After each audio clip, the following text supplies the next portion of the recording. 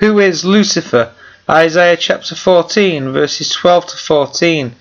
How you are fallen from heaven, O Lucifer, son of the morning, how you are cut down to the ground, you who weaken the nations. For you have said in your heart, I will ascend into heaven, I will exalt my throne above the stars of God. I will ascend above the highest of the clouds, I will be like the Most High. These verses are used to prove that Satan is a fallen angel. The meaning of Lucifer is day star, light bearer, shining one, and morning star. The passage in Isaiah regarding the day star or Lucifer is believed by many to refer to the fall from heaven of angels who had sinned against God. Lucifer, their leader, is supposed to be Satan. In so far as the literal understanding is concerned, this is a mistake. The text has no such implications. It refers to the fall of the king of Babylon, who had ruled in such brilliance and greatness, in such pomp and splendour, that Isaiah likened him to the morning star.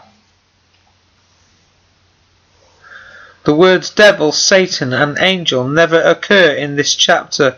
This is the only place in Scripture where the word Lucifer occurs. There is no evidence that Isaiah 14 is describing anything that happened in the Garden of Eden. If it is, then why are we left 3,000 years from the time of Genesis before being told what really happened there? Why is Lucifer punished for saying, I will ascend into heaven, verse 13, if he was already there? Lucifer is to rot in the grave. Your splendour is brought down to the grave, and worms cover you. Seeing angels cannot die. Luke chapter 20 verses 35 and 36. Lucifer therefore cannot be an angel. The language is more suited to a man. Lucifer is identified in the chapter, but not with a rebel angel. It is clearly stated, take up this proverb against the king of Babylon, and say, how has the oppressor ceased? Verse 4 of Isaiah chapter 14. The preceding chapter is a prophecy against Babylon itself, but now the prophecy is directed against the king of Babylon. This is fulfilled in Daniel chapter 4 with King Nebuchadnezzar going mad, and Daniel chapter 5 with the writing on the wall when King Nebuchadnezzar's grandson was killed when the Medes and Persians took over the kingdom of Babylon.